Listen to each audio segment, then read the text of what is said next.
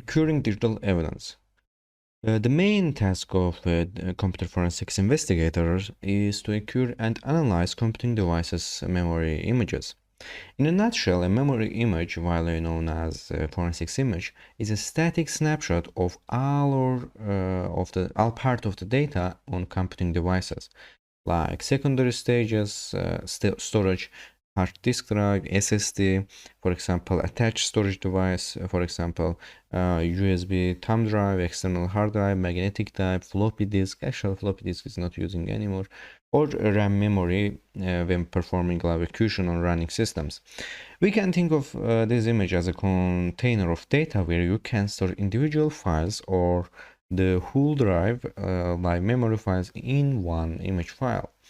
A forensics image will contain the digital evidence that must be retrieved and analyzed in order to identify identification of security incidents, so fraud and other illegal practices that target information systems. So keep in mind that forensics images may be used in a court of law, so the tools and techniques used to acquire and analyze them should be legally accepted. In this section of our course, we will cover techniques and tools to create forensics images from both running system, for example, volatile, RAM and hard drives, of course, hard disk drives, SSDs, flash dump, and any similar digital storage media. We will defer the discussion of how to analyze accurate images of deleted files and other interesting certificates till the next lectures. Let's us begin by talking about the differences file formats that forensics image users to store information. So what is forensics image file format? A forensics image can have different file formats. Some are free and others are proprietary formats developed by the company behind the forensics software used to create the forensics image. So there are, for example, we have RAW format here. The most used file format is RAW format. So RAW format is a bit-by-bit copy of the raw data of the drive under investigation, and it can be used to image either the complete drive or a single volume, in this case partition within it. RAW file format's main advantages lie in its ability to ignore minor read errors from the source drive in addition to its fast data transfer.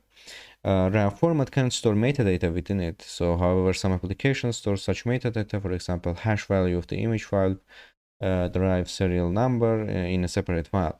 So, RAW format is supported by most computer forensics software, and it is the default file format for the output generated from the famous Linux dd command.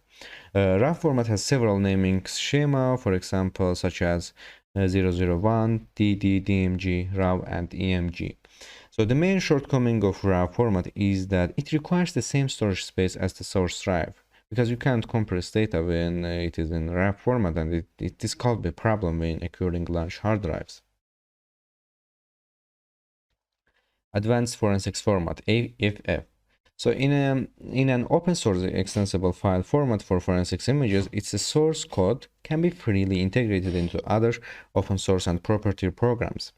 Advanced forensics format supports two compression algorithms, zlib and lzma. So you can also split the resulting forensics image file into multiple files. So AFF, Advanced Forensics Format, supports encryption of drive images, so you can protect your accurate image with a password.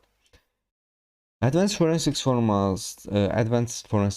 also allows wide arrays of metadata info to be stored within the image file itself. So this should effectively reduce the hassle and allow for one file that stores all information related to the accurate forensics image. For example, a metadata file can contain a chain of evidence or audit trail. The last version AFF version is Advanced Forensics Format 4, while Advanced Forensics Format 3 and Advanced Forensics Format lib version 3 have been deprecated and shall not be used for new project. Actually Salute Kit, Autospy, OSF Mount, Xmount, FTK Imager, and FTK AFF uses the AFT versions for segmented image file, and these programs and these forensics tools also supports for advanced forensics file format. So in this here we have expert witness as well, encase. So this is the property file format created by Guidance Software.